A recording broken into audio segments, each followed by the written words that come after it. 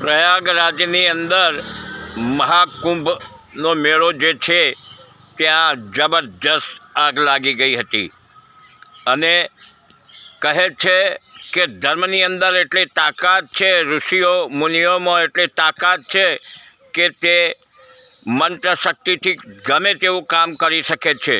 તો પછી આગ કેમ ન ઓલવી શક્યા?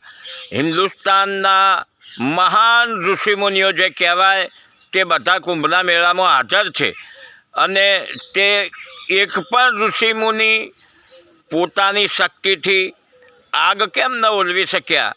છેવટે આગ ઓલવવા માટે વિજ્ઞાને બનાવેલા સાધનોનો ઉપયોગ કરવો પડ્યો અને આગ ઓલવી શક્યા.